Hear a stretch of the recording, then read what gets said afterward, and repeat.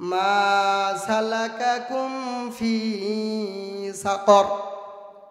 জান্নাতীরা জাহান্নামীদেরকে ডাকতে বলবে মা সালাকাকুম ফি সাকর, তোমরা জাহান্নামের মধ্যে কেন আসলে? এটা তো বড় ভয়ানক জায়গা, বড় খারাপ জায়গা। জাহান্নামের মধ্যে তোমরা কি কারণে আসলে? সেদিন জাহান্নামীরা চারটি কারণ উল্লেখ করবে। তার প্রথম নম্বর কারণ হলো ক্বালু লাম নাকু মিনাল মুসাল্লিন। সেদিন জাহান্নামীরা বলবে আমরা নামাজ আদায় করতাম না, আমরা রুকুকারীদের সাথে রুকু করতাম না, সিজদাকারীদের সাথে সিজদায় অবনত হতাম না। তার মানে আমরা কোনোদিন মসজিদেই যাই নাই, আমরা নামাজ আদায় করি নাই, এই জন্যই আমরা জাহান্নামের মধ্যে এসেছি। নাউযুবিল্লাহ। তাহলে জাহান্নামে যাওয়ার প্রধান কারণ কি ভাই? নামাজ আদায় না করা।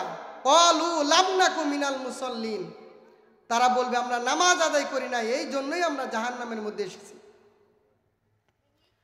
সেদিন জান্নাতীরা বলবে ভাই তোমাদের সাথে তো একই সাথে আমরা বাজার ঘাট করেছি, কলিয়া বাজারে গেছি, তোমাদের সাথে একই সাথে আমরা বাজার করেছি, মাঠে ঘাটে তো একই সাথে কাজ করেছি, কেন জাহান্নামের মধ্যে তোমরা গেলা? তারা প্রথম কারণ উল্লেখ করবে ক্বালু লাম নাকু মিনাল মুসাল্লিন, আমরা নামাজ আদায় করতাম না। আর একদল লোক সম্পর্কে জিজ্ঞাসা করা হবে ভাই তোমরা কেন জাহান্নামের মধ্যে এসেছো? মা সালাকাকুম ফি সাকর, কেন তোমরা জাহান্নামী হয়েছো? তারা তখন বলবে ওয়ালাম নাকু নুতঈমুল মিসকিন, আমরা এতিম মিসকিনদেরকে খাবার দেই নাই, এই জন্যই আজকে আমরা জাহান্নামী হয়েছি। আমরা আল্লাহ নবী মূসা আলাইহিস সালাতু ওয়াস সালামের কথা শুনছি না? আল্লাহ নবী মূসা আলাইহিস সালাতু ওয়াস সালাম তুর পাহাড়ের দিকে রওনা হচ্ছে। তুর পাহাড়ের দিকে যেতেছেন, প্রতিমধ্যে তিনজন ব্যক্তির সাথে দেখা। একজন হলো ধনী মানুষ, আরেকজন হলো গরিব মানুষ, আর তৃতীয় নম্বর ব্যক্তি হলো অন্ধ মানুষ। বলেন তো কয়জন ব্যক্তির সাথে দেখা হলো? তিনজন ব্যক্তির সাথে দেখা। ধন্যবাদ। একজন হলো ধনী মানুষ, আরেকজন হলো গরিব মানুষ, আরেকজন হলো অন্ধ মানুষ। ধনী মানুষ আল্লাহ নবী মূসাকে ডাক দিয়ে বললেন হুজুর আপনি কোথায় যাচ্ছেন? আল্লাহ নবী বললেন আমি তুর পাহাড়ের দিকে যাচ্ছি আল্লাহর সাথে কথা বলার জন্য। ধনী ব্যক্তি বললেন আল্লাহ নবী মূসা আল্লাহ রাব্বুল আলামিনকে একটু জিজ্ঞাসা করবেন আমি এত ধনী কেন, আমার টাকা পয়সা, আল্লাহ রাব্বুল আলামিন আমাকে এত টাকা পয়সা দান করেছেন যে এই টাকা পয়সা টেনশনের কারণে আমি একগ্রতার সাথে আমার রবকে, আমার মনিবকে সিজদা করতে পারি না। এত দান সদকা করি, কোনোভাবেই আমার টাকা পয়সা কমে না। কোন আমল করলে, কোন কাজ করলে আমার টাকা পয়সা কমে যাবে, সম্পদ কমে যাবে, আল্লাহকে একটু জিজ্ঞাসা করবেন। আল্লাহ নবী মূসা বললেন ঠিক আছে। দ্বিতীয় ব্যক্তি গরিব মানুষ আল্লাহ নবী মূসাকে ডাক দিয়ে বললেন হুজুর আমি এত গরিব কেন, আল্লাহকে একটু জিজ্ঞেস করবেন কোন আমল করলে, কোন কাজ করলে আল্লাহ আমাকে ধনী বানিয়ে দিবেন, আল্লাহকে একটু জিজ্ঞেস করবেন। আল্লাহ নবী মূসা বললেন ঠিক আছে। তৃতীয় জন হলো অন্ধ মানুষ, এই সুন্দরময় পৃথিবীকে সে অবলোকন করতে পারে না, দেখতে পারে না। আল্লাহ নবী মূসা আলাইহিস সালাতু ওয়াস সালামকে ডাক দিয়ে বললেন হুজুর আমি এই সুন্দরময় পৃথিবীটাকে অবলোকন করতে চাই, দেখতে চাই, কোন আমল করলে, কোন কাজ করলে আল্লাহ আমার দৃষ্টি শক্তিকে সম্পূর্ণ করে দিবেন, আল্লাহকে একটু জিজ্ঞাসা করবেন। আল্লাহ নবী মূসা আলাইহিস সালাতু ওয়াস সালাম বললেন ঠিক আছে। কয়জন ব্যক্তি প্রশ্ন করলো? তিনজন ব্যক্তি। একজন হলো ধনী মানুষ, একজন হলো গরিব মানুষ, আর একজন হলো অন্ধ মানুষ। আল্লাহ নবী মূসা আলাইহিস সালাতু ওয়াস সালাম তুর পাহাড়ের দিকে বাইজান রওনা হয়েছেন। তুর পাহাড়ে গেলেন, আল্লাহ রব্বুল আলামিনের সাথে কথাপতন শুরু হয়ে গেল। আল্লাহ নবী মূসা আলাইহিস সালাতু ওয়াস সালাম আল্লাহ রব্বুল আলামিনকে ডাক দিয়ে বললেন রব্বুল আলামিন প্রতিমধ্যে তোমার তিনজন ব্যক্তির সাথে আমার দেখা হয়েছিল। একজন ব্যক্তি হলো ধনী মানুষ, তোমার কাছে প্রশ্ন করেছে মালিক কোন আমল করলে, কোন কাজ করলে, সম্পদ কিভাবে ব্যয় করলে সে গরিব হবে। এত সম্পদের কারণে, এত টাকা পয়সা থাকার কারণে একগ্রতার সাথে তোমাকে সিজদা করতে পারে না। আল্লাহ রব্বুল আলামিন মূসা আলাইহিস সালামের কথা শুনে আল্লাহর নবী মূসাকে ডাক দিয়ে বললেন, মূসা, আমার ধনী বান্দাকে গিয়ে তুমি বলে দিও সে যেন নিয়ামতের অশুকরিয়া করে। মূসা রে, তুমি শোনো, আমার ধনী ব্যক্তি যখন আমার নিয়ামতের অশুকরিয়া করবে রে মূসা, আমি আল্লাহ রব্বুল আলামিন তাকে গরিব বানিয়ে দেব। আল্লাহ নবী মূসা আলাইহিস সালাম আল্লাহকে ডাক দিয়ে বলেন, আল্লাহ, দ্বিতীয় ব্যক্তি যে প্রশ্ন করেছে আমার কাছে, সে ধনী হতে চায়, গরিব মানুষ। গরিব হওয়ার কারণে সমাজের মানুষ তাকে তুচ্ছ তাচ্ছিল্য করে। কোন আমল করলে, কোন কাজ করলে সে ধনী হবে, তুমি একটু বলে দাও। আল্লাহ রব্বুল আলামিন ডাক দিয়ে বললেন, মূসা, তুমি শুনে নাও, আমি পবিত্র কুরআনুল কারীমের মধ্যে বলেছি, মূসা, নিয়ামতের শুকর যদি কোনো বান্দা আদায় করে, আমি আল্লাহ রব্বুল আলামিন তাকে ধনী বানিয়ে দিব। সুবহানাল্লাহ। আল্লাহ রব্বুল আলামিন বললেন, মূসা, আমার গরিব বান্দাকে গিয়ে তুমি বলে দিও সে যেন নিয়ামতের শুকর আদায় করে। আমার গরিব বান্দা যদি নিয়ামতের শুকর আদায় করতে পারে রে মূসা, আমি তোমার কাছে প্রতিশ্রুতি জানালাম, তোমার কাছে প্রতিশ্রুতি দিলাম, আমি আল্লাহ রব্বুল আলামিন ওই গরিব বান্দাকে ধনী বানিয়ে দিব। সুবহানাল্লাহ। আল্লাহকে ডাক দিয়ে বলেন, আল্লাহ, তৃতীয় ব্যক্তি হলো অন্ধ মানুষ। এই সুন্দরময় পৃথিবীকে সে দেখতে পারে না, কোন কাজ করলে তার অন্ধত্ব দূর হবে জানতে চেয়েছে।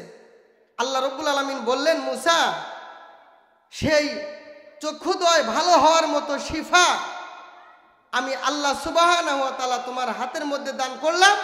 তুমি তার চোখের উপর হাত বুলায় দেওয়ার সাথে সাথে তার চক্ষুদয় ভালো হয়ে যাবে, দৃষ্টিশক্তি ফিরে আসবে। সুবহানাল্লাহ। আল্লাহ নবী মূসা আলাইহিস সালাম ওই রাস্তা বেয়ে আবার বাড়ির দিকে প্রত্যাবর্তন করেছে। প্রতিমধ্যে তিনজন ব্যক্তি বসে রয়েছে।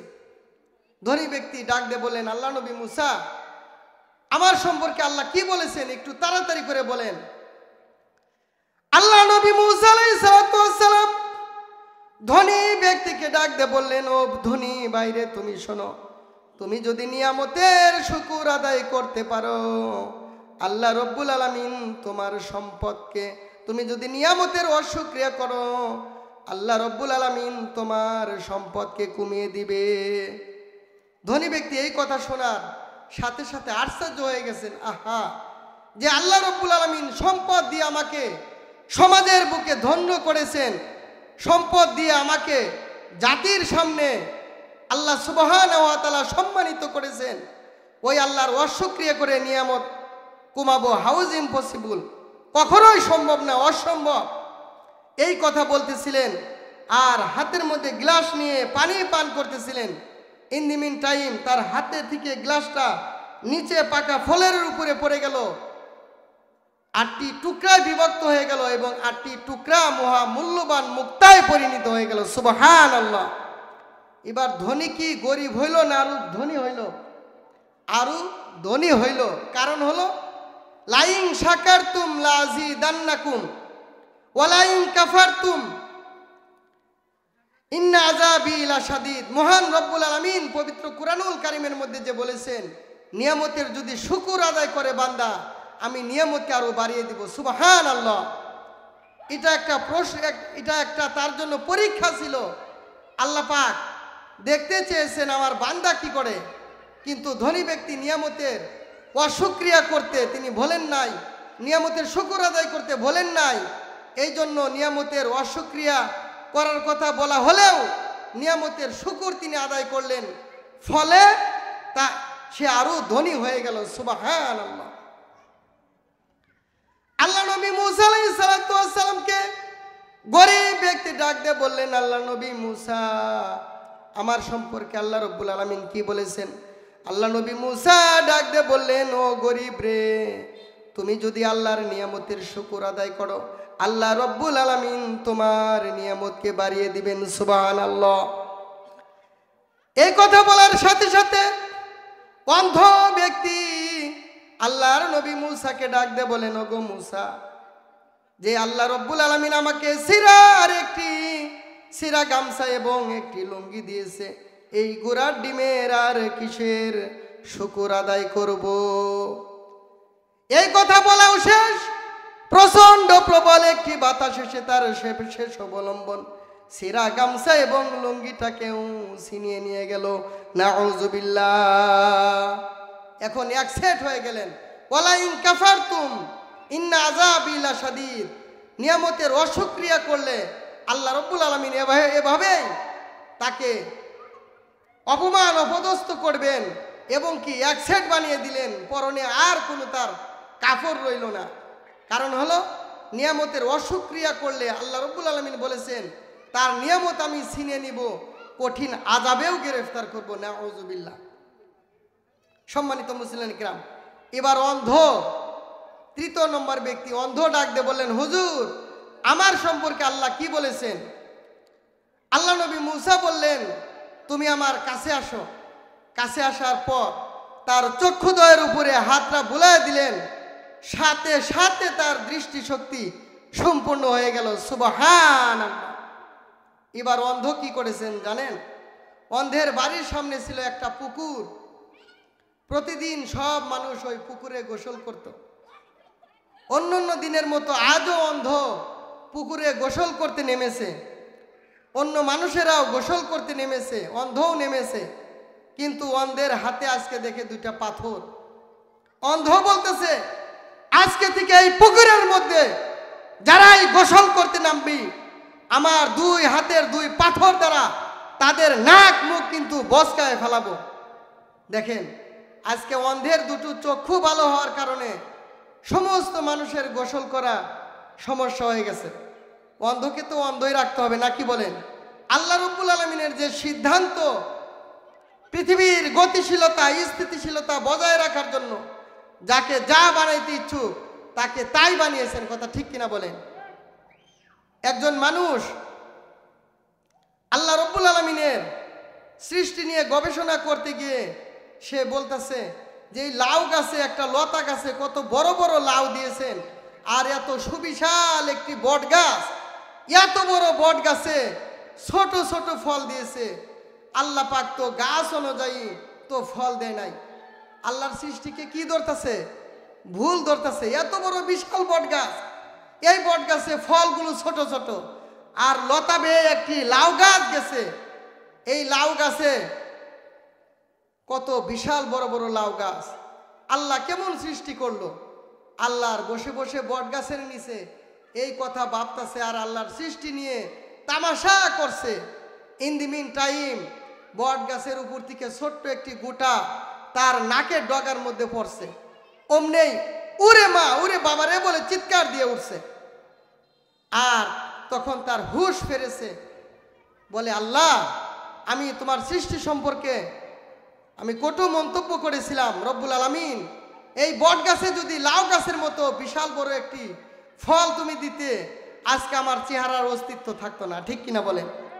এই জন্য আল্লাহর সিদ্ধান্তের মধ্যে কোনো ভুল ধরা যাবে না। সম্মানিত মুসলিম কিরাম, বলতেছিলাম যে একটি অন্ধের দুটো চক্ষু ভালো হওয়ার কারণে আজকে পুকুরের মধ্যে সব মানুষের গোসল করা সমস্যা হয়ে গেছে। তার মানে হলো আল্লাহ রাব্বুল আলামিন পৃথিবীর গতিশীলতা স্থিতিশীলতা বজায় রাখার জন্য যাকে যা বানাইতে ইচ্ছুক আল্লাহ তাই বানিয়েছেন, কথা ঠিক কিনা বলেন? সম্মানিত মুসলিম কিরাম, আমি আল্লাহ সুবহানাহু ওয়া তাআলা প্রশংসা করতে গিয়ে এবং যাকে যা বানাইতে ইচ্ছুক এই কথা বলতে গিয়ে আপনাদেরকে ঘটনাটা আমি শোনালাম। আমার যে আলোচনার বিষয়বস্তু দুটি বিষয়, একটি হলো আল্লাহ সুবহানাহু ওয়া তাআলা সূরা আল মুদ্দাসসিরের মধ্যে জান্নাত জাহান্নাম সম্পর্কে আলোচনা করতে গিয়ে কি কি কারণে মানুষ জান্নাতে যাবে, কি কি কারণে মানুষ জাহান্নামে যাবে, কি কি কারণে মানুষ জাহান্নামে যাবে, সেই বিষয়ে চারটি আলোচনা এনেছেন, যে চারটি কারণে বিশেষ করে কাল কিয়ামতের ময়দানে মানুষ জাহান্নামে যাবে। এই একটি আলোচনা। আরেকটি আলোচনা আপনাদের মাঝে নিয়ে আসছি, সেটা হলো যে আল্লাহর প্রশংসা আমার জন্ম থেকে নিয়ে মৃত্যু পর্যন্ত আল্লাহ সুবহানাহু ওয়া তাআলার প্রশংসা আমাদেরকে করেই যেতে হবে, কারণ প্রশংসা পাওয়ার একমাত্র তিনি যোগ্য। কারণ এই পৃথিবীর বুকে তিনি নিদর্শন কায়েম করেছেন। বাবা নেই, মা নেই, মানুষ বানিয়েছেন। আদম আলাইহিস সালাতু ওয়াস সালামের কি মা বাবা আছে? হযরত ঈসা আলাইহিস সালাতু ওয়াস সালামের কি বাবা আছে? বাবা ছাড়াই সন্তান বানিয়েছেন। এটা কেমন কারিগরি! আল্লাহ সুবহানাহু ওয়া তাআলা তিনি ইচ্ছা পোষণ করলেন, এই পৃথিবীর মধ্যে আমি আদমের পাশাপাশি আরেকটি নিদর্শন কায়েম করব, যে বাবা ছাড়াই আমি এই পৃথিবীর বুকে একটি সন্তান আনবো। সুবহানাল্লাহ বলেন। আল্লাহ সুবহানাহু ওয়া তাআলার কাছে মরিয়মের মা এবং বাবা দোয়া করলেন, আল্লাহ আমাদেরকে যদি তুমি একটি সন্তান দাও, তাহলে এই সন্তানকে আমরা বাইতুল্লাহর খাদেম বানাবো। আল্লাহর কাছে দোয়া করেছেন ছেলের জন্য, আল্লাহ দিয়েছেন মেয়ে। কি দিয়েছেন? মেয়ে দান করেছেন। মেয়ের নাম রাখা হলো মারিয়াম। খালু যান হযরত জাকারিয়া আলাইহিস সালাতু ওয়াস সালাম, মরিয়মের খালু, তার মাতা পিতা তার সাথে পরামর্শ করলো যে আল্লাহর কাছে তো চেয়েছিলাম ছেলে, কিন্তু আল্লাহ দিয়েছেন মেয়ে। মেয়েকে কি মসজিদের খাদেম বানানো যাবে? বলে হ্যাঁ যাবে। প্রাপ্ত বয়সকে পদার্পণ করার আগ পর্যন্ত তাকে মসজিদের খেদমত তাকে দিয়ে করানো যাবে। মরিয়ম আলাইহিস সালাতু ওয়াস সালাম মসজিদের খেদমতে লেগে পড়লেন। জাকারিয়া আলাইহিস সালাতু ওয়াস সালামের তত্ত্বাবধানে তিনি থাকেন। হযরতে জাকারিয়া আলাইহিস সালাতু ওয়াস সালাম একদিন দ্বীনের কাজে, দাওয়াতি কাজে অনেক দূরে চলে গেছেন। আসতে আসতে তার 3 দিন সময় লেগে গেছে। হঠাৎ করে মনে পড়ছে, আহা, আমি না ছোট্ট বান্দিকে, আল্লাহর ছোট্ট একটি বান্দি মারিয়ামকে আমার কোয়ার্টারের মধ্যে আটকে রেখেছি, আমার তো মনেই নেই। সাথে সাথে তড়িৎ গতিতে মসজিদে চলে আসলেন। মসজিদের যে কোয়ার্টার ছিল, কোয়ার্টার খুললেন। খোলার সাথে সাথে দেখে মরিয়ম আলাইহিস সালাতু ওয়াস সালাম রুমের মধ্যে বসা আছে, তার সামনে অমৌসুমী অনেক ফল ফ্রুট দেখা যায়। সুবহানাল্লাহ। হযরতে জাকারিয়া আলাইহিস সালাতু ওয়াস সালাম রুম খোলার সাথে সাথেই মরিয়মের সামনে অমৌসুমী অনেকগুলো ফল দেখতে পেলেন। হযরতে মরিয়ম আলাইহিস সালাতু ওয়াস সালামকে জিজ্ঞাসা করলেন, মা মরিয়ম, তোমাকে 3 দিন হলো ঘরের মধ্যে আমি আটকে রেখে গিয়েছি এবং তোমার সামনে আমি অমৌসুমী ফল দেখতে পারছি, এর কারণ কি? হযরতে মারিয়াম আলাইহিস সালাতু ওয়াস সালাম ডাক দেয়া বলে, খালু জান, আমাকে আপনি ভুলে থাকতে পারেন, কিন্তু আল্লাহ রব্বুল আলামিন আল্লাহ আমাকে ভুলেন নাই। বলেন সুবহানাল্লাহ। আপনি আমাকে ভুলে থাকতে পারেন, কিন্তু এই ছোট্ট বান্দিকে আল্লাহ রব্বুল আলামিন ভুলেন নাই। হযরতে মারিয়াম আলাইহিস সালাতু ওয়াস সালাম বললেন, এই ফলগুলো ক্বালাত হুয়া মিন ইনদিল্লাহ ইন্নাল্লাহা ইয়ারযুকু মান ইয়াশাউ বিগাইরি হিসাব।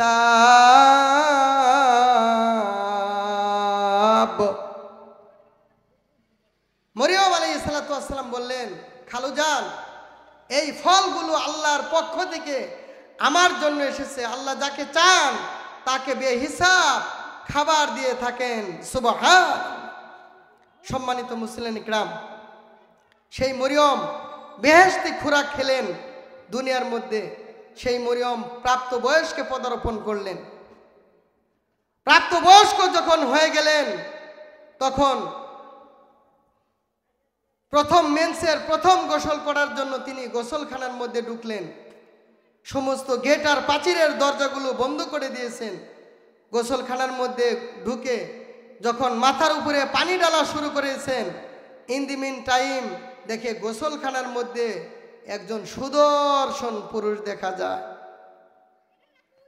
একজন মহিলার ভয় পাওয়ার কথা না, যে গেটে গোসলখানার সমস্ত গেট প্রাচীরের দরজাগুলো বন্ধ করে দেওয়া হয়েছে, সেই গোসলখানার মধ্যে হঠাৎ করে সুদর্শন একজন পুরুষ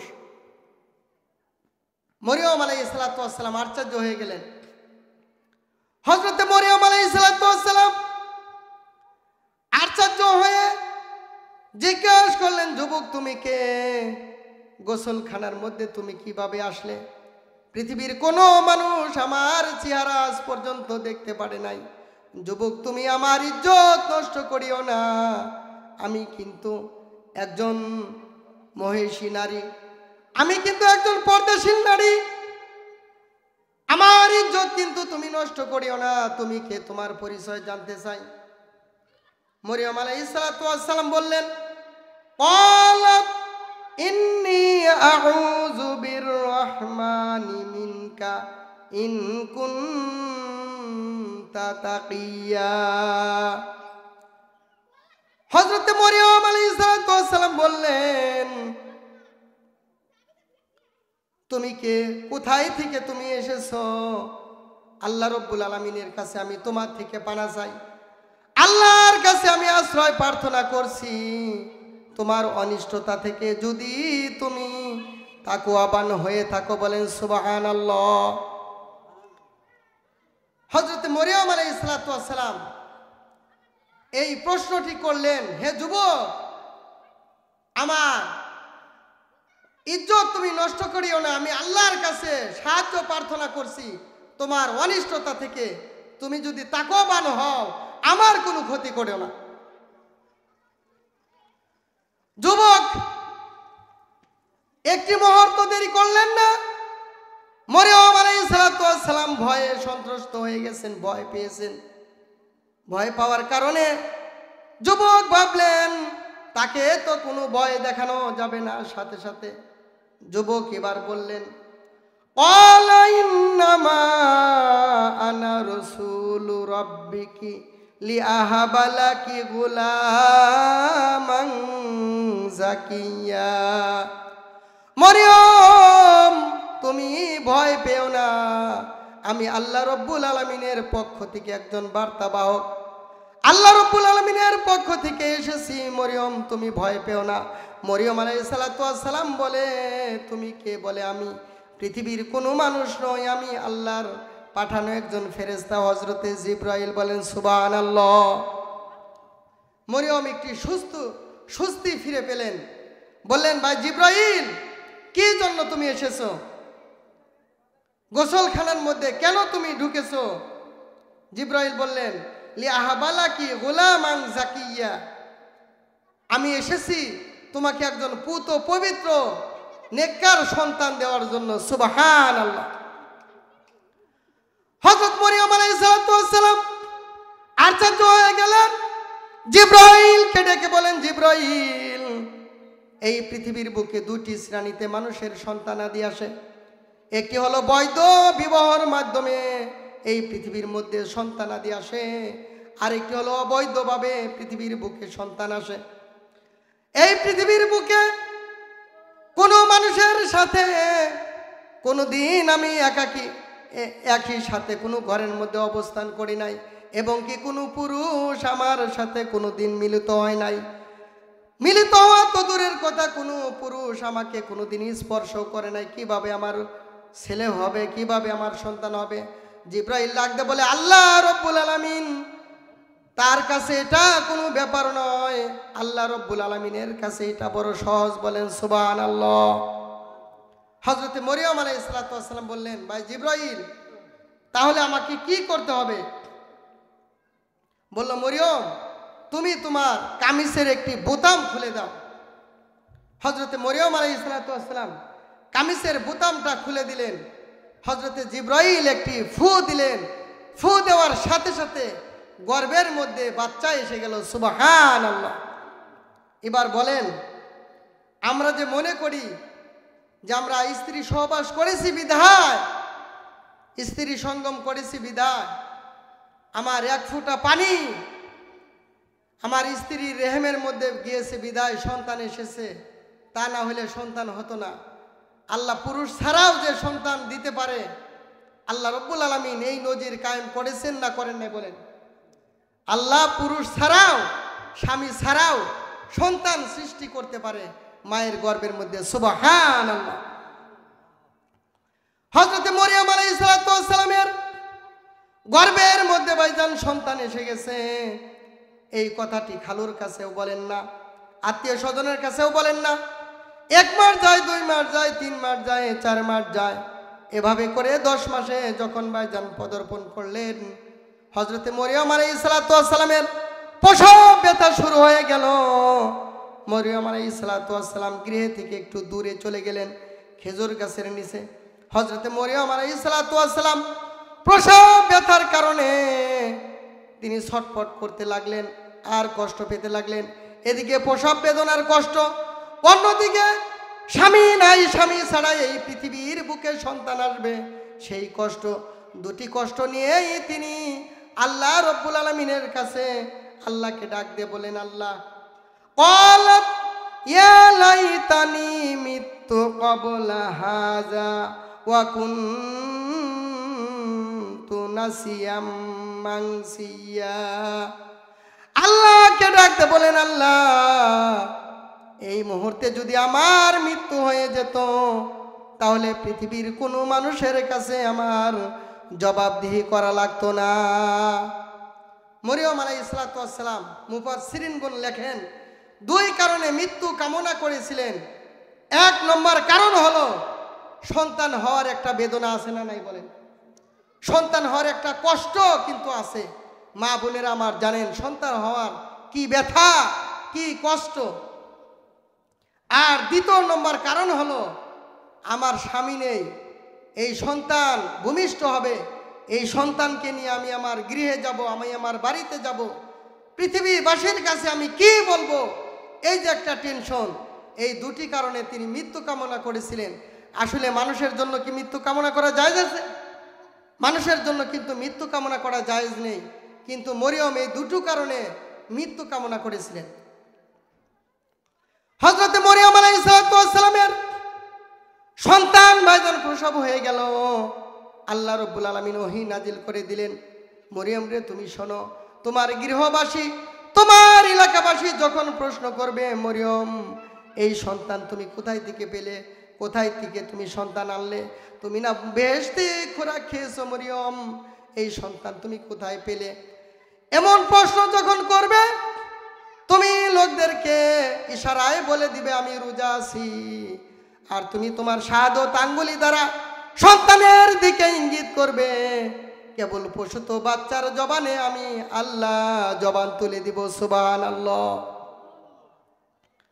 হযরত মরিয়ম আলাইহিস সালাম সন্তান নিয়ে বাড়িতে ভাইজান ফিরে আসলেন। লোকেরা দেখা মাত্রই বলা বলি করা শুরু করলো, মরিয়ম তুমি না বেহেশতি খোরাক খেয়েছো, মরিয়ম দুনিয়ায় থাকতে তুমি বেহেশতি খোরাক খেয়েছো, বেহেশতি ফল ফ্রুট খেয়েছো, মরিয়ম তুমি সন্তান পাইলা কোথায় থেকে, তুমি জবাব দিয়ে যাও। তোমার বাবা একজন ভালো মানুষ ছিল, তোমার মা ভালো মানুষ ছিল, তুমি বদকার হলে কিভাবে, কোথায় থেকে তুমি সন্তান নিয়ে আসলে? এভাবে করে যখন কটু কথা ভাইজান বলা শুরু করলো মরিয়মকে, মরিয়ম আলাইহিস সালাম হাতের আঙ্গুলি দ্বারা ইশারা করলেন সন্তানের দিকে। সন্তান এবার বলে উঠল, ক্বালাত আবুদুল্লাহ, ক্বালাত ইন্নী আবুদুল্লাহ। হযরতে ঈসা পয়গম্বর ছোট্ট বাচ্চা, তিনি বললেন ইন্নী আব্দুল্লাহ, আমি আল্লাহর বান্দা, আমি আল্লাহর গোলাম। তোমরা আমার মাকে কোনো অপবাদ দিও না, আমি জিব্রাইল কর্তৃক একটি ফুৎকারের মাধ্যমে আমার মায়ের গর্ভের মধ্যে সৃষ্টি হয়েছি। সুবহানাল্লাহ। সম্মানিত মুসলিম কিরাম, আল্লাহ সুবহানাহু ওয়া তাআলা বাবা ছাড়া সন্তান দান করেছেন হযরতে ঈসা আলাইহিস সালামকে। কবি ফরিদউদ্দিন আত্মার রহমাতুল্লাহ আলাইহি পান্ডেনামা কিতাবের মধ্যে বলেছেন, বেফেদার ফর জিন্দা পয়দা উকোনাত তেফলেরাদার মাহাদে গুয়া উকোনাত। আল্লাহ রব্বুল আলামিন ছোট্ট বাচ্চা ঈসা পয়গম্বরকে দোলনায় যখন দোলা আরম্ভ করেছেন, ছোট্ট বয়সে আল্লাহ রব্বুল আলামিন ঈসা পয়গম্বরের জবানের মধ্যে আল্লাহ রব্বুল আলামিন জবান দান করেছিলেন। সুবহানাল্লাহ। সম্মানিত মুসলিম ইকরাম, আল্লাহ সুবহানাহু ওয়া তাআলা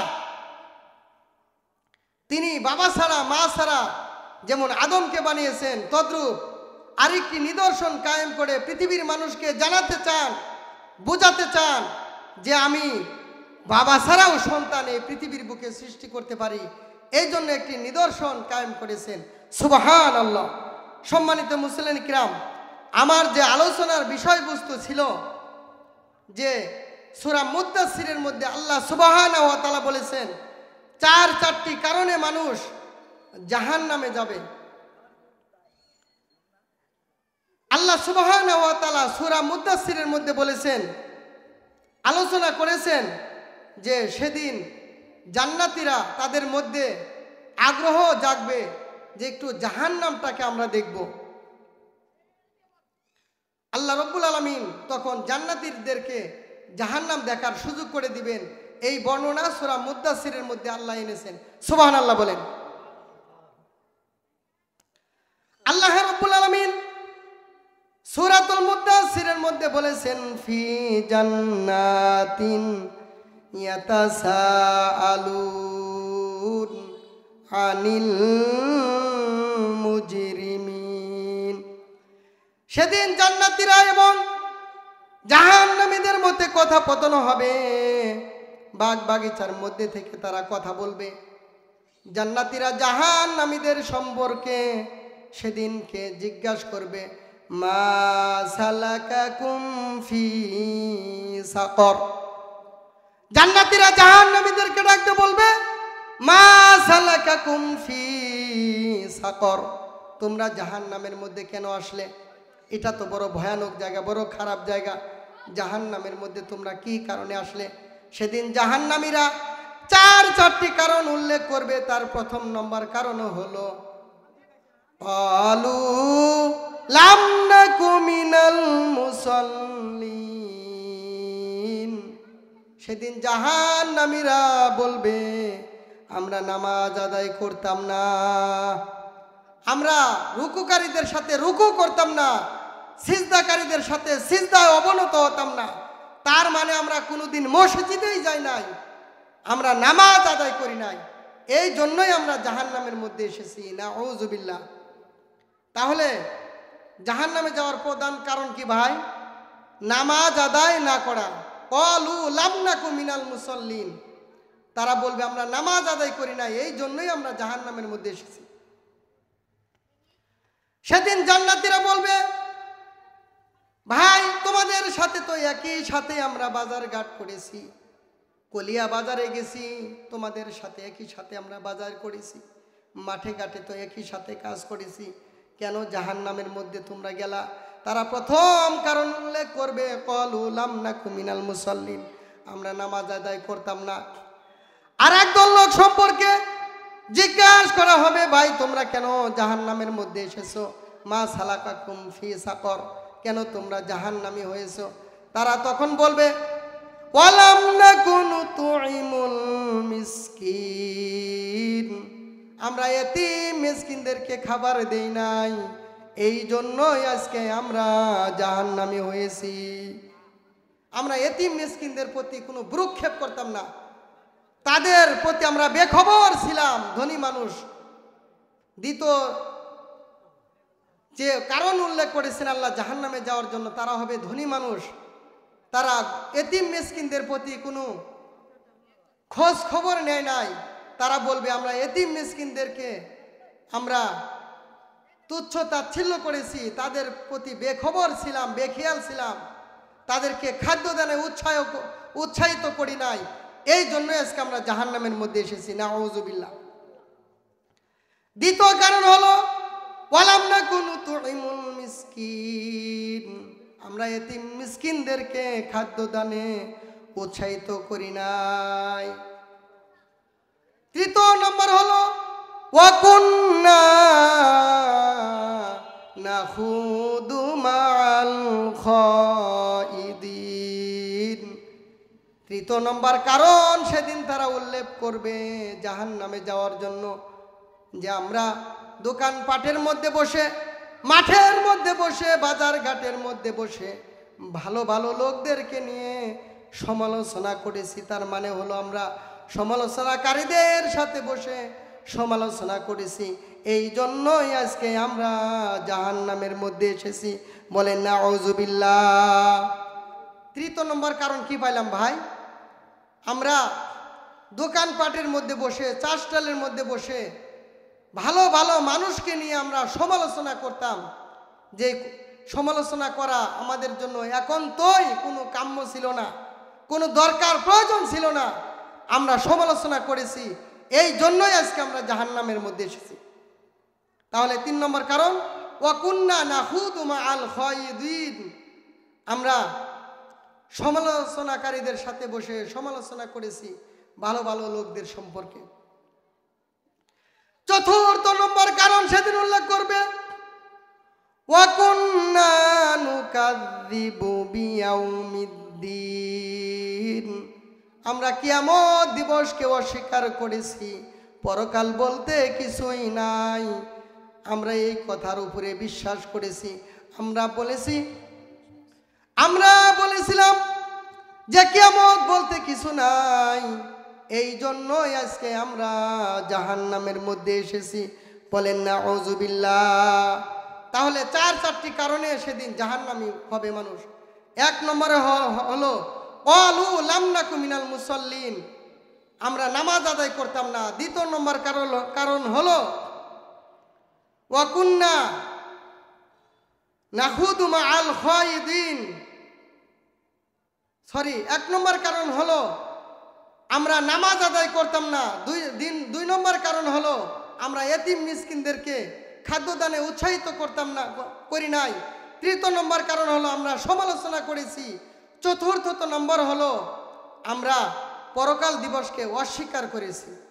এই 4 কারণে মানুষ জাহান্নামী হবে। তবে নামাজটাই প্রথম বলেছেন আল্লাহ, নামাজটা খুবই গুরুত্বপূর্ণ। আল্লাহ নবী মূসা আলাইহিস সালাতু ওয়াস সালামের কাছে একজন মহিলা আসলেন, আসার পরে বললেন, হুজুর আমি জিনা করেছি, জিনা করার ফলে আমার গর্ভের মধ্যে একজন বাচ্চা এসেছে, সেই বাচ্চাটাওকে আমি মেরে ফেলেছি, এখন আমার বাঁচার উপায় কি? আল্লাহ নবী মূসা বললেন, তোমার বাঁচার কোনো রাস্তাই নেই, তোমার তওবা কবুল হবে না, তোমার মতো নিকৃষ্ট মানুষ এই পৃথিবীর বুকে আর কেউ নেই।